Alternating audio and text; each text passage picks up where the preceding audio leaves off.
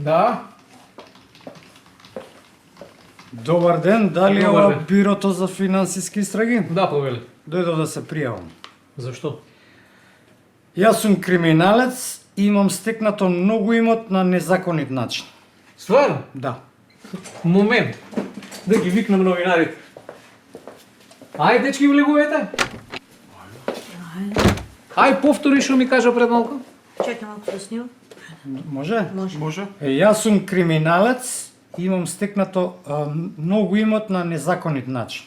Тргна работата, а? Тргна. Браво, значи за храброста и за поштењето ова сега што го кажавте, алал вер. Слободно прашувајте го што сакате. Чекай провер. Ај. Со што се занимавате и колку заработивте до сега? Па вака, пред 30 и кусур години, кога беше тоа ембаргото кон Србија за нафта, јас шверцував нафта, продавав у Врање и србите плаќаа у кеш. Не одговоривте колку заработивте. Па заработив сума сумарум 10 милиона марки баш. у тогашно време. И тоа е тоа. Па не, после со еден заменик министар у тогашната влада, отворивме фри шоп и заедно нешто ќаривме околу 5-6 милиона марки. Потоа купувавте недвижнини.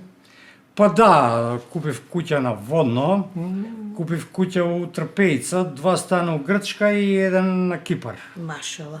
И тоа е тоа. Па не, за време на Љупчо, на Груевски. Добро, ајде сега да не се расплинуваме, сега е Љупчо Груевски, тоа не е толку важно.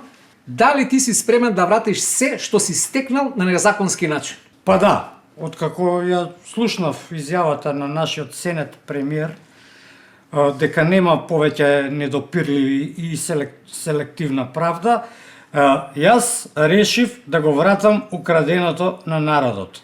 И место вие да доаѓате да ми правите конфискација, еве ви адреси од целиот мој незаконито стекнат имот. Браво. Земајте се, ја ќе живеам со жената и децата у шатор. А каква боја е шаторот и колку соби има? Зелена, 3 соби. Не ќам у шатор. Не ќам шатор. Барем преку улица на Треска. Не, никако. Никако не ми ги земајте становите во Грција и Кипар, бе, молам,